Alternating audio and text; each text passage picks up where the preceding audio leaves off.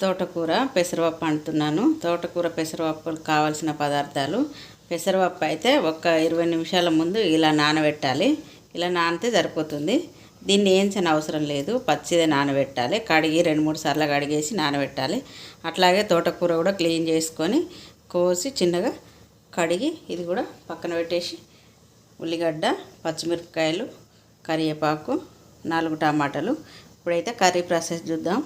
ఓకేనా? మరి గిన్నె పెట్టి ఆయిల్ అయితే వేసి ఆయిల్ కాస్త వేడైన తర్వాతనైతే కొంచెం ఆవాలు, కొంచెం జీలకర్ర అవి చిటపడ్డ అనేటప్పుడే మనం ఉల్లిగడ్డ, పచ్చిమిరపకాయలు, కరివేపాకు కూడా వేద్దాం.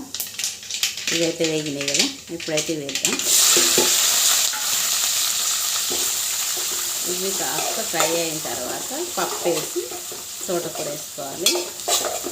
ఈ సమ్మర్లో ఎక్కువ మనం పెసరపప్పుతో చేసుకునేది ఉంటేనే చలువ అన్నట్టు. పెసరపప్పు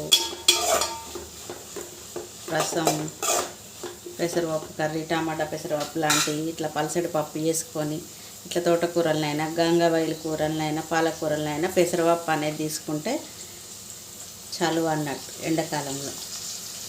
ఇవైతే ఇప్పుడు గోలాలి.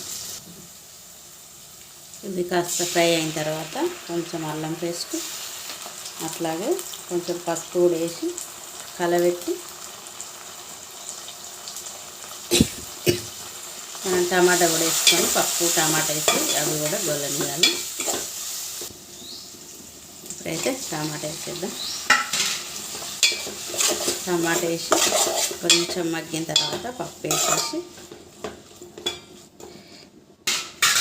మూత పెట్టేసి టమాటా అయితే ఉడకనియాలి. టమాటా అయితే ఉడికింది మొత్తం. ఇప్పుడు పప్పు వేసి కాస్త కలబెట్టి తోటకూర వేసుకోవాలి. ఉప్పు కూడా వేసుకోవాలి కొంచెం. పప్పు వేసి ఒక 2 నిమిషాలు ఇట్లా ఫ్రై చేసిన తర్వాత ఇప్పుడైతే మనం కడిగి పెట్టిన తోటకూరను అయితే వేసేసి ఉప్పు వేసి మూత పెడితే టమాటా, పప్పు, తోటకూర అన్నీ ఉడికిపోతాయి.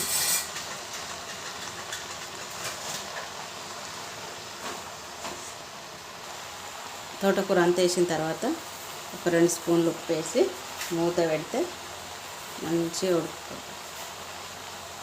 తోటకూర కాబట్టి మనం ఆకుకూరలల్లో ఉప్పు ఎక్కువ పట్టదు కదా, చూసేసుకోవాలి. ఇప్పుడైతే మూత పెట్టి సిమ్లో పెట్టి ఉడకని 5 నిమిషాల తర్వాత మూత తీసేస్తే ఇలా ఉడుకుతుంది. ఇప్పుడైతే మనం కలబెడదాం. కొంచెం మగ్గినట్టు